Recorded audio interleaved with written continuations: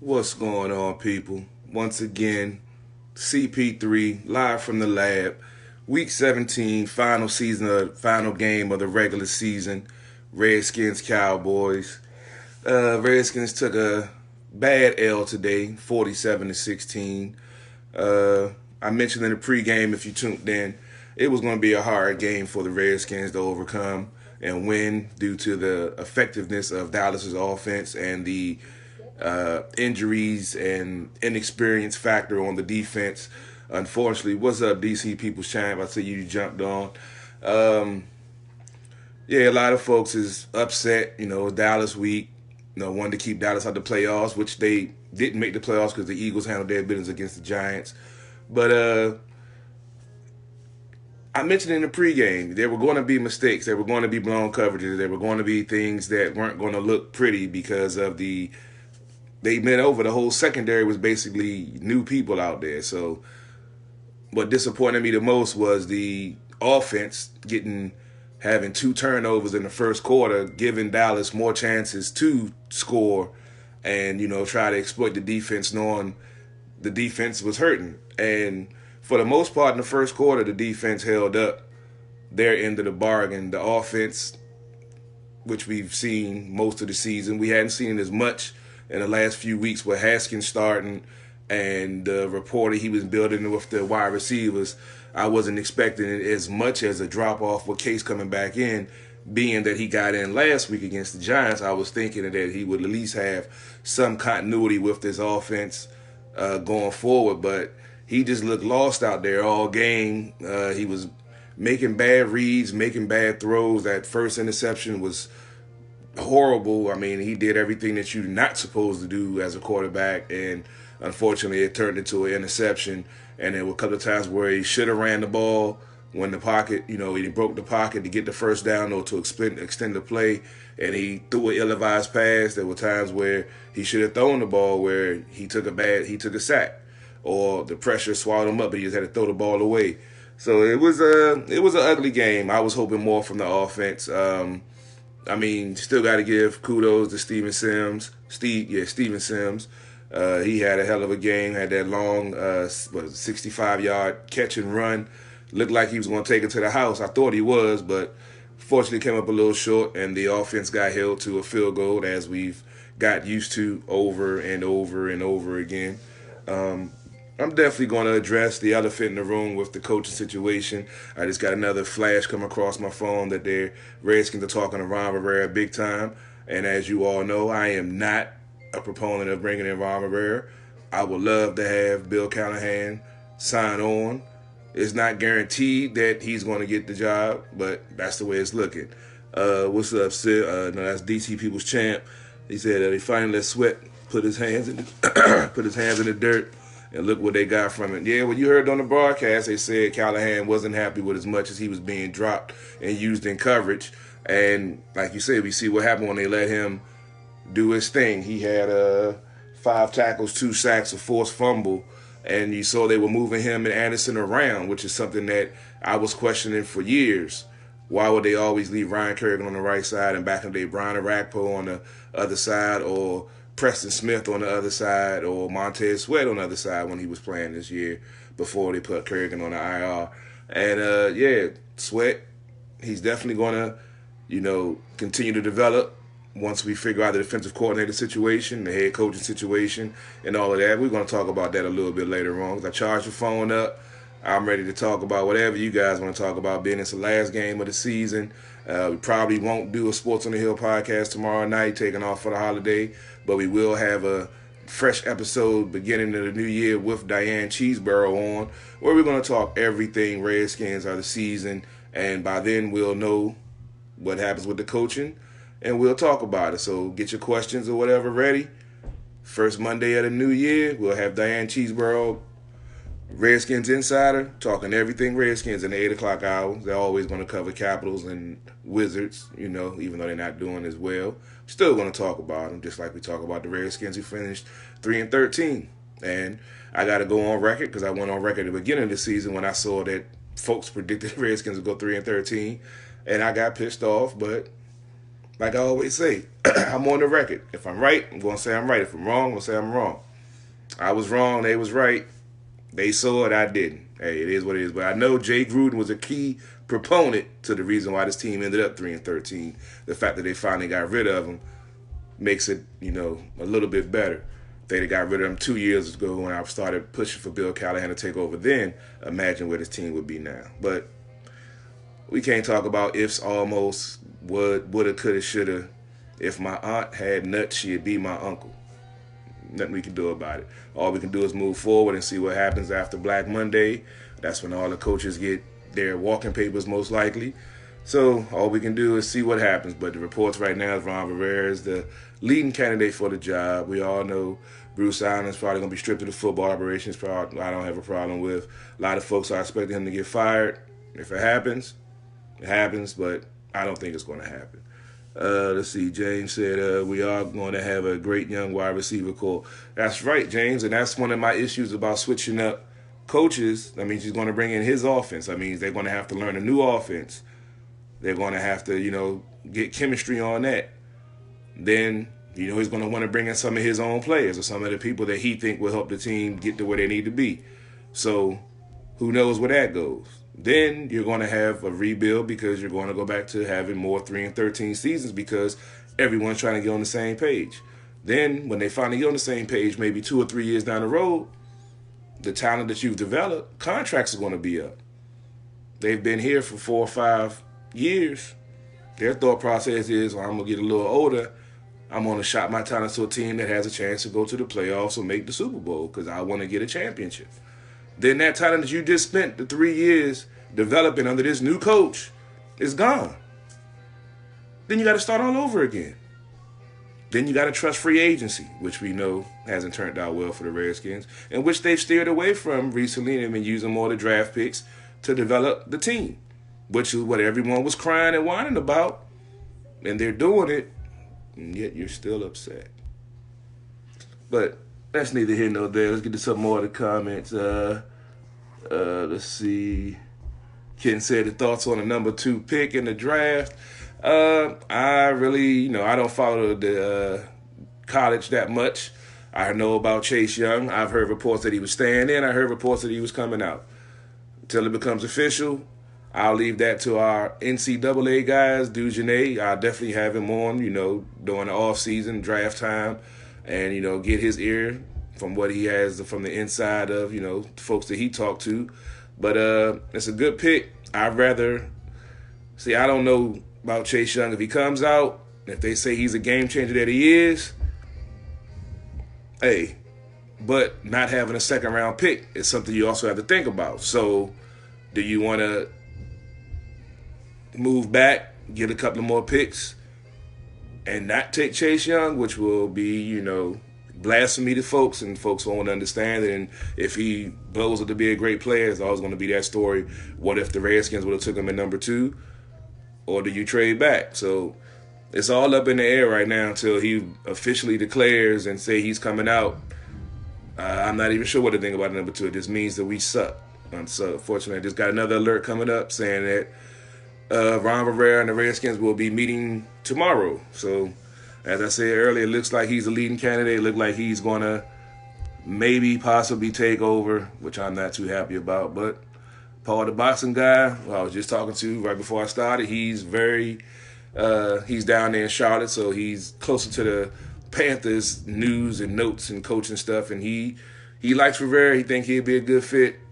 I spoke about the reason why I want to keep Callahan, continuity, stability, and allowing the offense to take a step forward going into Haskins' second year and the wide receivers' second and third year, instead of learning a new offense and then having to start all over again. And to me, that's stunting their growth, that's slowing their development.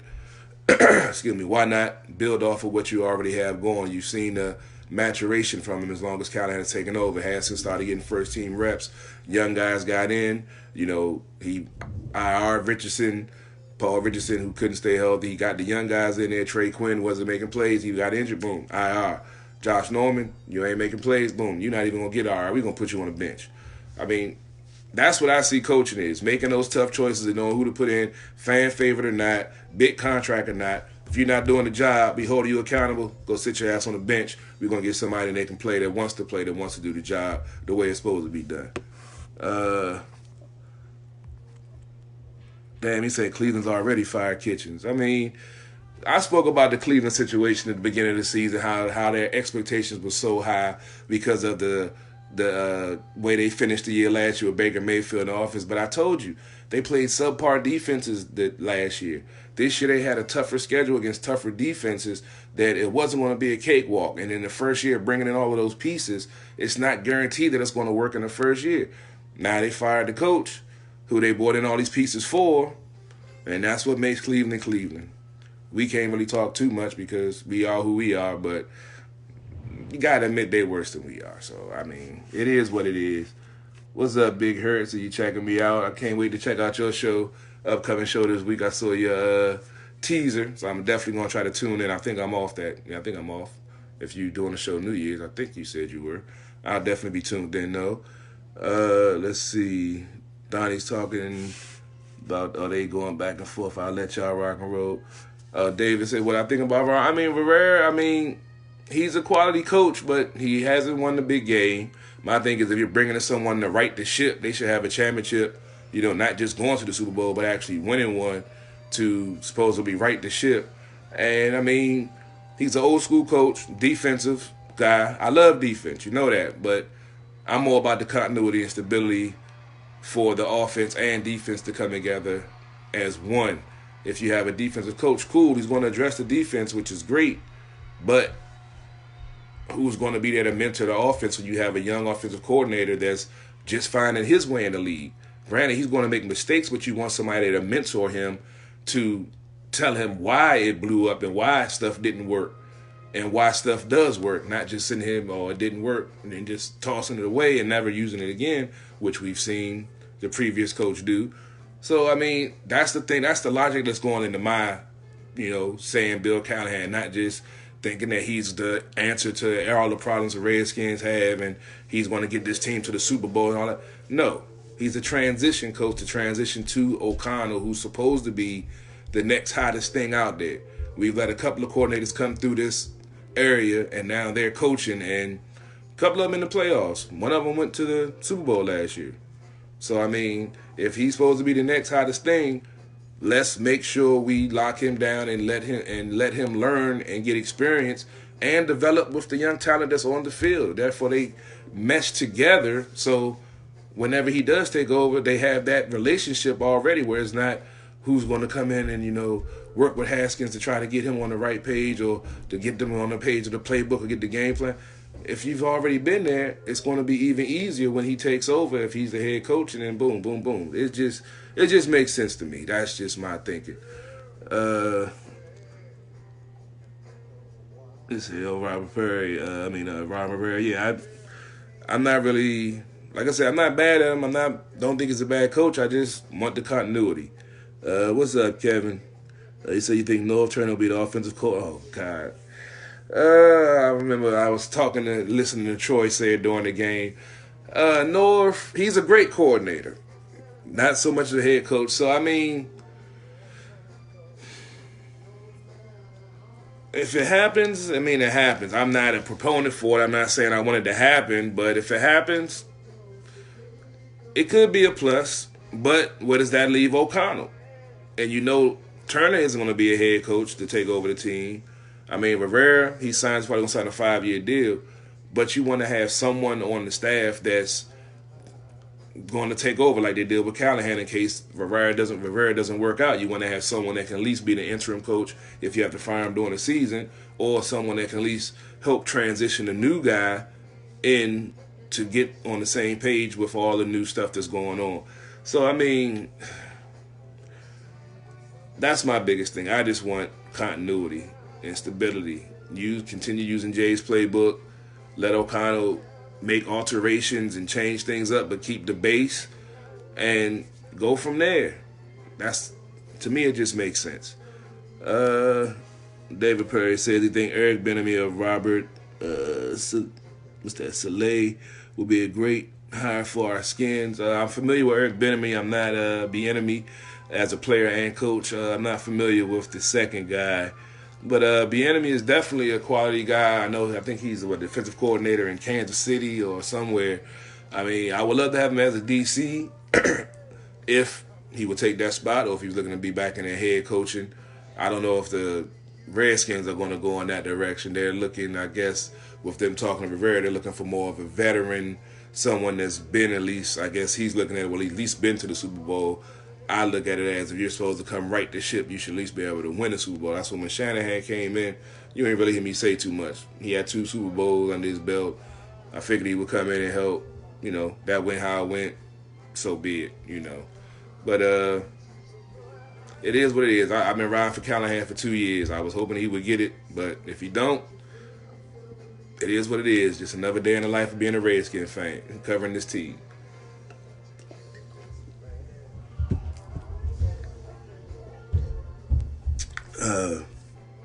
Okay, say Robert Saleh is at 49ers DC. I mean, like I said, I'm a defensive guy. And if that means that O'Connell will stay the OC and Callahan will stay the offensive line coach and give some input,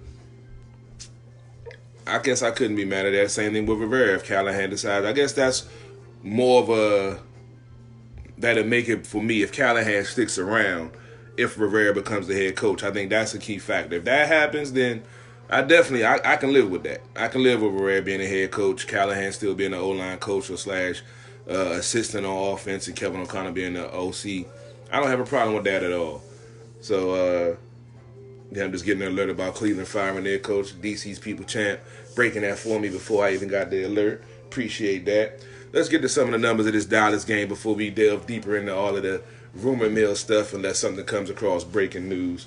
Now, I took down the first half stats for the Redskins offense, and then I look at the total stats at the end of the game. That tells you you can get an indication of where the game went if you didn't know who won or lost from the numbers perspective from the first half and the second half. If you don't see a big increase or at least equal production in the second half and the first half, 9 out of 10 didn't turn out well for the team you were rooting for. But after the first half, Case Keenum was 12 for 24, 96 yards, touchdown, interception. AP had 9 carries, 42 yards, and a fumble that we're not used to seeing. His second in, I believe, 3 weeks. So, I don't know. That wasn't cool. But, yeah, the 2 turnovers in the first 2 possessions for the offense definitely did not help the defense. Steven Sims had 4 catches, 16 yards, and a touchdown. They only had 1 penalty. They had 9 first downs. They were 1 for 6 on third down conversions, 0 for 2 on fourth down conversions. Had 37 rushing yards, 84 pass yards for a total of 121 on a total offense. 2 sacks, both by Sweat. Time of possession, 13 minutes and 54 seconds. That pretty much speaks for itself when you look at the third down conversions. The fact that they had to go for 2 fourth down conversions. It's late in the season, and, what you have to lose when you're 3-12. So I can dig it. Then the final stats had 13 first downs. They had 9 in the first half. 1 for 12 on third downs. That means they didn't get another third down conversion in the game. Fourth downs, they were 0-3. That means they missed another one in the second half. Had a total of 88 rush yards. They had 37 at half, so they were positive in that. Ended up with 183 pass yards. They had 84 at half, which was not good. Even 183 still ain't good. That should be a quarter, not a half for a quarterback. For a total of 271 yards for the whole game. They got 3 sacks, only 2 penalties for 10 yards, which is cool. But a couple of penalties were called that got negated because Dallas declined them. And there's still the inconsistency of the referees is getting mind-blowing. There were several calls in the first half of illegal contact or at least holding by the secondary on Dallas. Didn't get called. But on the play to Gallup in the third quarter, they called a pass interference on a play that wasn't even a penalty. So something has to be done about these referees. I don't know if it's personal, but the Redskins, but I can't even say it's personal. I haven't seen in other games the inconsistent calls. But NFL has to address this because it's crazy that they won't even address it. They had the debacle in the playoffs last year with the call that should have been a penalty that wasn't, that was clearly pass interference. So, I mean, something has to be done. Let's see. DC People Champ said, can you imagine next year with Terry, Sims, and Harmon? Yeah, that's what I was looking at these last few weeks. When I mentioned in the what was it, before the Detroit game, that the wide receivers need to step. I think that was when after McLaurin had that good game, and that other wide receivers need to step up, and it shouldn't just be on his shoulders. And you saw Sims making plays, you saw Harmon making plays. Harmon had a nice almost catch. If he could have got his feet in bounds on the catch he went up for on the sidelines, going for trying to get a first down. It was I love the maturation of seeing our talent develop on the field when they get a chance to get out there to get on the field, not just in garbage time, but in real in-game live action. Said with no Wizards, with no Wizards roundtable tomorrow, just gotta say injuries are killing the team. They look terrible the last couple of games. That's a quick Wizards recap from DC's People Champ. Yeah, I know I haven't been watching no basketball, so glad he was able to chime in real quick. David says Colt McCoy isn't getting a ride back on the team playing the Ashburn. This was recorded by Craig Hoffman. I mean, Colt ain't did nothing to nobody, man. I don't know. I mean, it is what it is. Another subpar season, worse than I expected. But as I wrote in my article last week, it's not as bad as it looks. It's not a quick fix, but it's not a whole bunch of, a total overhaul needs to be done, I don't feel. If you keep the continuity that their offense has shown. Defense, you can change up defense. Defense is a reaction and reading thing. Offense, it's a lot more time and chemistry. You got to work, blocking, all of that stuff. So defense, you can bring in a new defense, and by the first third, after the 1/3 part of the season, after week 5 or 6, they pretty much get it, as long as they had a productive training camp and off-season learning in a new defense. So that's also key with Rivera. If he's going to be hired tomorrow, he can start implementing things, starting to get all his stuff lined up for when he can give the stuff. He can at least give the defense their playbook just for them to take home with them during the off-season. They can't do anything, call them or talk about it, but they can be studying the playbook right there and learning, while they're off, and then when they come into training camp and OTAs, hit the ground running, if that's the direction they're going. And it looks like that's the direction they're going. Let's see. Hey, I got some mellow stuff playing tonight, Ken. After that game, it was, even though the Cowboys aren't going to the playoffs, it was disgusting watching them defeat the Redskins 47-16. So I put some chill. I had some Isaac Hayes playing earlier. I got some Sade playing. I thought I had it low enough so YouTube won't take it down and Facebook won't take it down when I got it streaming. So you know how they've been messing with me. So I'm just trying to stay low key, stay mellow, because I've seen a lot of stupid stuff posted on social media from sports journalists for certain networks and certain radio stations that I'm sitting there like, why would you even say something that stupid? That's your opinion. That's not a fact. So it's mind-blowing, some of the things that's going on.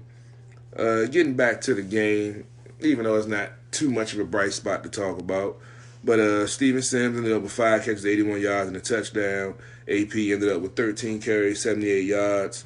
We ended up with a 6-yard average, but that one fumble was, the blemish on his record. Case Keenum ended up 18 for 37, 206 yards, 1 touchdown, 1 interception with a quarterback rating of 63.5, which wasn't good. He didn't look comfortable at all with the team or the game plan. It was just ugly from ugly from the start to the end. David said, "Thank you for being honest and true." Oh, no problem, man. I'm always gonna, talk. That's what we do here. We not those clickbait sites that just want you to click on it because, get revenue and get advertised. Well, we want revenue and advertise, but we're going to do it the right way. We're not going to do it with all that BS they put out there. Like I said, a few bright spots. Sims with his play. The defense, being they were so depleted, that first quarter, getting the pressure they were getting, holding Dallas at bay for that first quarter, giving them 2, short fields on the 30 and on the almost in the red zone when they got the ball and holding it to 3 points each time. The offense, got a chance to come down and take the lead 7-6, but had to settle for a field goal. And the rest went downhill after that.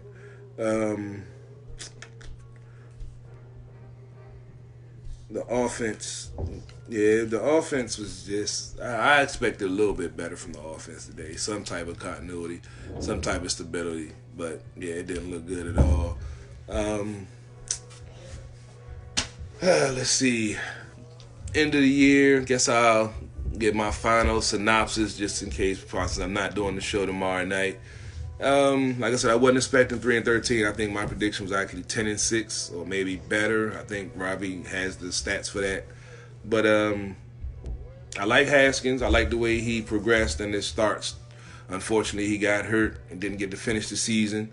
One of the reasons why he got hurt was he didn't take what was there. If you recall the play where he got hurt or re-injured, they kept him out of this game. Come out of the third quarter, come out 3 wide receiver set. You had Sims running right up the seam that was open. Could have been a nice 7-8 yard gain to get the chain, get the drive going. He was looking for something deeper. Pressure got to him, rolled his ankle. High ankle sprain. So, but he can work on that. He's not on IR, so he can, work with the offensive coordinator, whoever that might be, and go through each and every snap that they went through this year. And then they go through each snap, look at his faults, look at where he did well, look at his mechanics, look at his footwork, and they work on that. So hopefully going forward, if they close the deal with Herrera, they get all of that stuff lined up, he can do those things and everything will be good with the offense and him moving forward. And hopefully he can speed up his delivery, speed up his reading of the defense and the offense and what's out there. And then you move on and keep moving and keep growing, and hopefully it turns into something. That's all I can think about. Darius Geis, one of my folks said he was injury prone. I didn't agree, but like they mentioned on the telecast, 3 times on IR in 2 years. What do you call it? So the wide receiver core is definitely a plus. That was a question mark at the beginning of the season. After they cut Doxson and Jamison Crowder left via free agency, and they were using these young unknown guys wrapped around Paul Richardson, who couldn't stay healthy, and he's probably going to be a cut as soon as possible for the least amount hit on the salary cap. He received a nice contract. He did get a lot of guaranteed money, so it's not going to hit too hard against the cap. Also got to talk about Trent Williams. 9 out of 10 won't be back, so that'll be released off the cap once he hopefully gets traded. Hopefully he won't get cut, because then it'll be a lot of dead money hit. I think about $5 million. The offensive line was, decent. Could have been better, but you had the injuries. I think Morgan Moses is going to be gone. Christian, he got in. You saw Wes Martin playing right guard. Sheriff, I believe, is a contract year for him. Hopefully they can re-sign him, but if not, Wes Martin had 6 games under his belt, so he played pretty well. Put him over there. New right tackle, or have Christensen over there. Penn on the left side, he's probably not going to be back, 32 years old. He didn't do the best job over there, but he did a serviceable job. Left guard, Eric Flowers, I'm thinking they're going to, I say re-sign him for, I believe, 2 more years. I think he's in a 1-year deal. I say sign him for 2 more. He played very well at guard. Dugenay and myself talked about that when we first picked him up with the converting from tackle to guard. And it definitely helped. And he's was out there being a team guy. Whenever anybody quarterback was down, he was the first one over there to go pick him up.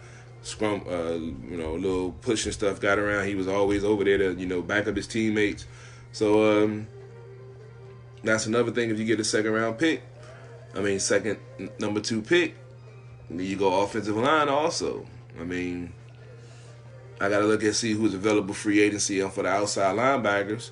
I'm going to start looking at some tape on Chase Young now. I've heard his name several times. I'm going to check it out to see, what everybody's talking about. Is he that game-changing talent that you can't pass up, or is it someone that you like? He's good. He can be great, but if we can get a couple of more picks and the second-round pick along with that, maybe a a first round pick in the late teens or middle teens, why not? So, I mean, it's all going to come down to that, along with the head coaching decision, along with the front office decision, what GM they bring in, being if Bruce is being, stripped of his football operation duties. Defense, we expected, I expected a lot more, a lot better performance, i.e., the Jay Gruden factor does trickle into the defense being ineffective because of all the 3-and-outs by the offense that forced the defense on the field, got them tired, and without having a professional training camp, they weren't able to sustain it, and they wore down, didn't have the stamina because they weren't training hard enough because the coach was weak at training camp and weak at practices. So I'm not blaming everything on Jay Gruden, but I'm just showing the ripple effect of what happens when you have bad coaching, that you have talent that is there, it's raw, and needs to be developed, but when you have someone behind the wheel that doesn't know what the hell they're doing, your talent isn't going to develop no matter how high of a draft pick they are. So that's the point that I'm making. It's a vicious cycle when it comes to coaching and, the players on the field. Everyone complains when the players don't develop, but you got to complain when the coaches don't develop also, because that stunts their growth and development. It stunts the franchise because those players that should be developing, so you don't have to worry about maybe drafting another person in that same position, you got to still worry about that. So, I mean, it's all a vicious cycle. That's why having a true NFL head coach to match the talent that's on this team, that can get the most out of the talent that's on this team, is very key. And we've seen that in 11 games under Bill Callahan. Granted, the record isn't that good, 3-8, but he got 3 wins and didn't have any before he took over. You saw the team playing for a full 60 minutes. It was the first game that it was a blowout since he's taken over, because we talked about the injuries. He had a whole new secondary out there. He couldn't blitz. That's why when everybody mad at Minuski, he couldn't blitz, because if you blitz, that means you got to be used man coverage in your secondary. Dallas top-ranked offense, potent offense, against a secondary with guys off the street. Then you saw one of the guys got put out in the first quarter, left on a stretcher, and he played last week, so he was a veteran guy compared to the guys that they just signed. So, I mean, you got to understand why he didn't blitz and couldn't blitz. If he'd have been blitzing, miscommunication, the score could have been like 70-something to 16. So you got to look at the both sides, but they don't talk about that on the other postgame show. They don't talk about that on the radio. They just want to say the team sucks or yada, yada, yada, yada. I'm going to explain why things happen the way they happen. Not just say that, the team sucks, need to fire this guy, get him out of here, bring in this guy, it'll work, I guarantee it. It's not that simple.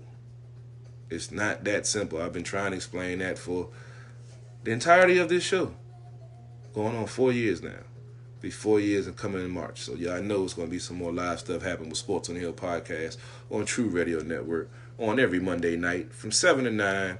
Y'all check us out. We probably won't be on this Monday, but we'll definitely be on next Monday. Let's see. DC People Chan said, putting you on the spot. If Ida Smith is healthy and cleared, do you start Smith or Haskins? I'm still going to what I said when he got hurt, that he would never take another snap at quarterback. That's just my feeling. He's healing physically, but it's the mental aspect that I'm thinking about. Because when Joe Theismann suffered the same injury, or similar injury, he said the reason why he couldn't come back, it wasn't the physical part. It was a mental aspect of having those guys around your legs and being afraid and not being able to keep your eyes downfield and looking down below, trying to make sure that that freak accident didn't happen again. And there are rumors of him going to move into the front office. If that happens, I won't be mad. But if he's healthy and he comes and can play quarterback,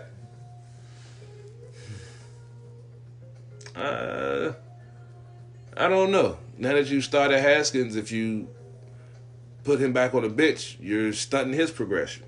Just like I was going back to him having all the work in the off season and studying film and working with the offensive coordinator.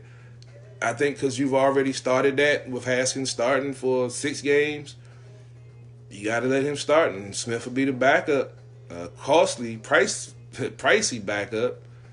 But if you already started the rookie and grooming him to take over the team and grooming him with the young wide receiver core, you can't go backwards. that'll hurt him. That'll, stunt his progress and stunt where he could be if they ride with him a whole year. Once you put him in the driver's seat, it's kind of hard to take him out unless they're injured or they're just playing bad ball and need to get out the game.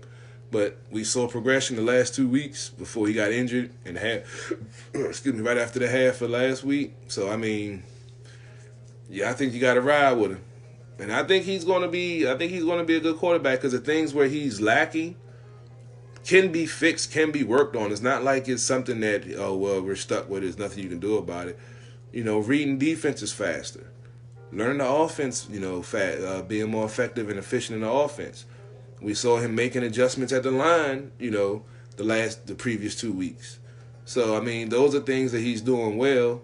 And like I said, taking what the biggest thing that I see is like trying to do too much on each play.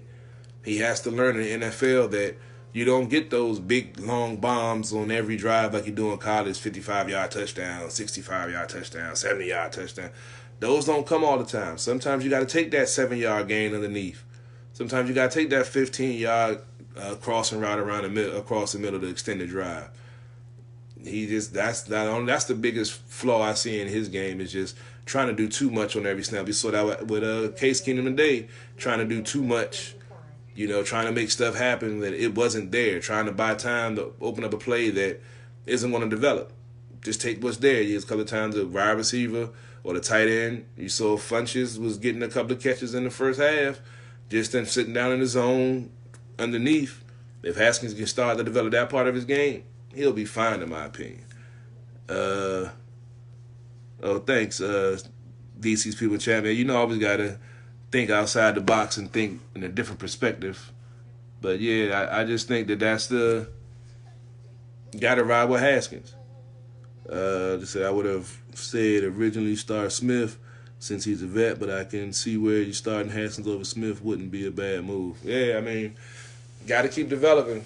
I mean, you got to keep moving forward. Can't go backwards because can't go forward. You're going backwards. Simple as that. What else? Defense, like I was talking about, with the secondary, with the possibility of Ryan Kerrigan being gone. Josh Norman's definitely gone. Richardson's probably definitely gone. Trying to think who else might be a salary cap or product of not putting in work on the field cuts. But there's going to be a whole new secondary pretty much. I mean, you got Dunbar coming back. You got Moreau coming back. Got Moreland coming back. Reeves got some go. Colvin got some go. The safeties is going to be a question mark with Nicholson, Apke, Collins. One of my folks is saying they should draft a safety. And, if they get a second or third round pick, they should draft a safety high. I say, Chase Young, like I said, I'm going to watch the film. If he's that good, draft him first. If not, I say draft a left tackle with the top pick. Best tackle out there, whoever it is, draft his ass. You got to protect the blind side of the quarterback. You got to have a linchpin on that O-line. Sheriff on that right side doing good. I know we're not going to find another Trent Williams, but you got to have somebody, got to have a quality left tackle to protect the blind side of your young quarterback. You can't be worrying about getting this world rock coming from behind outside linebacker with a free, clear run at the young quarterback.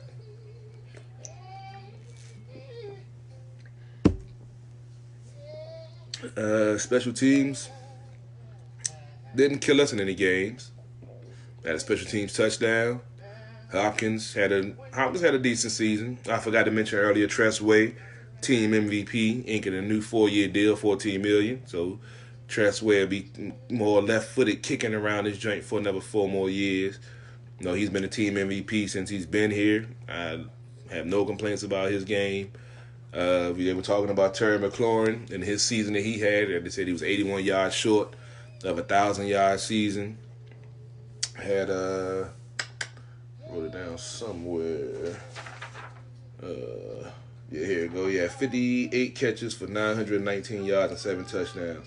First player in NFL history to start his career with 3 straight games of 5 or more catches and a touchdown. So he definitely has a high ceiling, and Sims Cam and Steven, they're going to get some go. Kelvin Harmon, like I said, he's making strides. Trey Quinn, he'll be back next year. We'll see what they do with him. Richardson, like I said, will probably be gone. It's just the youth movement, growing pains, rebuild. Stuff has to happen. Got to get on the field to gain experience to see what you got.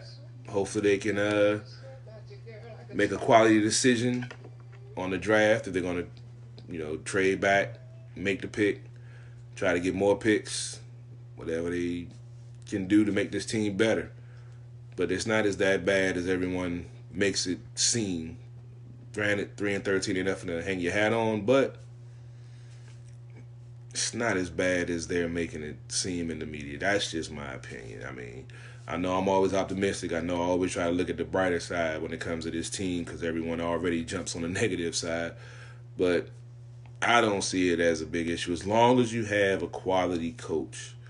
That's why I think a lot of this live when they just stuck with Jay too long. But it's a catch-22 because we talk about having stability. You fire him after his 4 years, going through the same cycle. So he had to keep him on to see if he could develop and get better. He didn't. They pulled the trigger. Now we move on. That's what I say. You got to give these folks some credit for the process that they're going through because they're doing what the fans have asked. They're just not doing when they wanted the fans wanted them to do it. So they don't get your perspective skewed by, listening to all the negative, man. Just take a step back, look at the whole picture because it'll get perspective is a crazy thing, man, especially when you get emotion involved. And we know how emotional we get about our Redskins. Yeah, kid, I had some Marvin playing too, man. I told you, man. I ain't that thug y'all make me out to be, man. I like to listen to some chill, slow stuff too, man. Thugs need love too, bruh. Yeah, Tressway, yeah, Pro Bowl also, indeed. Yeah, Eric Flowers, y'all spoke about him earlier. He definitely did well this year, and that was his first year playing guard, so get more rep. Bill Callahan, if he's not the head coach, come back as O-line coach, hopefully can mentor and work with some more. Who knows what you got? You might have somebody here for the next couple of years. Sheriff, he's good at the right guard, but like I said, I think it's a contract year. Hopefully they can re-sign him. They're going to have cap money, so they should be able to re-sign him. But if they don't, slide Wes Martin over there, leave Eric Flowers over there. They give you another year to draft somebody new or find a free agent that's coming off that's might want to come here, which is one of the reasons we have the issues that we have. A lot of free agents hear this stuff that goes around and don't want to come here. It is what it is, but that's why you develop your time through the draft, go from there, and then you dabble in free agents like Bostic. Then you had Cole Holcomb, rookie, starting the inside linebacker all season. I didn't even think about that. That just popped in my head. I just realized that.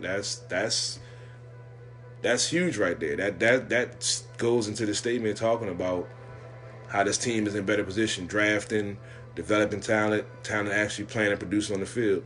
I look up his numbers, and I might do something like an all rookie breakdown from the players that we drafted that actually got on the field, and look at their numbers. That might be my next article. I'm gonna try to get working on that. But you got to see that things are improving. They're not pretty. They're not where we wanted to be, but it's not as bad as everyone is making it out to be in the media, especially the DC sports media. The national media, they don't like the Redskins anyway, so we know what we're going to get from them until they win the Super Bowl. The Redskins are always going to be a joke to them. And 25 years, almost 30 years of not winning, I really can't argue back with them. It is what it is, man. We are what we are. We do try to get better. And like they always say with sports, it's always next year. But I'm about to get out of here. I got to go run some errands, try to take care of some stuff. Appreciate y'all checking me out. It's been a great year. Another year for SportsOTHP on True Radio Network. Appreciate all y'all love and support. Y'all sharing our posts, liking our posts, checking our videos out on our Facebook Lives for me, riding with me. We got so much more in store. Like I said, season 5 will be starting around end of March. Still got more season 4. Got hockey with the Capitals, hopefully making a Stanley Cup run. I made that prediction at the beginning of the season. I think they were going to win it all this year. Got the Mystics, that's later on in the year. Got the Wizards. Uh, got the Nats coming back around. Spring training starts in February, so baseball season be back in flow before you know it. The World Series champion Washington Nationals. It was great covering a baseball championship after a year after covering a national hockey championship. That's why I love that we started this movement. We started this show because I love watching. Now I can actually report on it, talk about it, make videos about it, and got folks that tune in to hear us talk about it. So we definitely appreciate all the love and support y'all give us. Make sure you go check out the website, SportsOTHP.com. Got all of our shows, our archive, got my articles, got Robbie's Web and Game stuff. Go check it out. We appreciate all the folks that share it. Go check out the website, the apparel line. Hopefully I'll be getting some of my gear soon. Things have been, a little upside down crazy lately, but we appreciate all the love and support y'all give us, man. Y'all have a safe and happy New Year. Happy holidays. Hope everybody's good. Happy Kwanzaa.